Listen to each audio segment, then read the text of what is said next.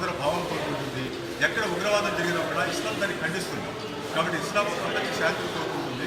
మేమంతా భారతీయులు, భారత జాతి కోసం హిందువులు, ముస్లింలు, క్రిస్టియన్స్ అందరూ కలిసి ఈ దేశం యొక్క ఆర్థిక అభివృద్ధిలో పాల్గొని ఈ దేశం యొక్క అభివృద్ధి చెందుతుంది, ముందుకు వెళ్తుంది.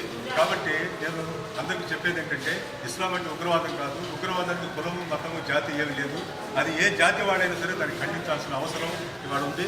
పాకిస్తాన్లో ఉన్న పెషావర్లో ఉన్న ఒక సైనిక స్కూల్లో పిల్లల్ని అమానుషంగా, అకారణంగా ఉగ్రవాదులందరూ కూడా చంపివేయటం అనేది, మారణకాండాన్ని సృష్టించడం అనేది ప్రపంచవ్యాప్తంగా అన్ని జాతుల వాళ్ళు, అన్ని కులాల మతాల వాళ్ళు కూడా దాన్ని ఖండించారు. ఇస్లాం కూడా దాన్ని తీవ్రంగా వ్యతిరేకిస్తుంది. కాబట్టి కేవలం గుర్తుంచుకోవాల్సిన పాయింట్ ఏంటంటే ఇస్లాం అంటే ప్రపంచ శాంతిని కోరుకుంటుంది, ఒక మంచి జీవన విధానాన్ని అలవర్చుకోవాల్సి ఉంటుంది. కాబట్టి ఉగ్రవాదం ఇస్లాంలో స్థానం లేదు, దానికి తావు లేదు. కాబట్టి ముస్లిం యూత్ నేను ఇచ్చే సందేశం ఏంటంటే అందరూ కలిసిమెలిసి ఈ దేశంలో పనిచేయాలి. ఈ దేశం యొక్క భవిష్యత్తు కోసం అందరూ కలిసిమెలిసి పనిచేయాలి. Thank you.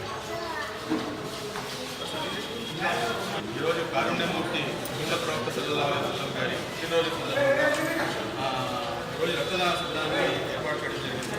ఈ రక్తదాన శిబిరంలో హిందూ అని అందరూ కలిసినట్టుగా ఈ రక్తదాన శిబిరంలో రక్తదానం చేసి జాతీయ ఔన్నత్యాన్ని కాపాడుతూ మనం ముందుకెళ్తున్నాం. దీని నుంచి మనం ఇచ్చే సందేశం ఒకటేనంటే మనం అంతా భారతీయులు.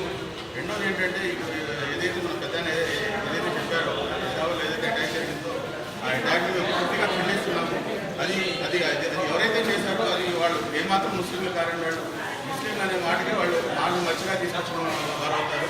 ఇస్లాం అనేది ప్రపంచ శాంతిని కోరుతుంది తప్ప ప్రపంచంలో ఇలాంటి టెర్రరిస్టులకి ఎటువంటి తావులేదని చెప్పేసి ప్రాముఖ్యంగా తెలియజేస్తారు.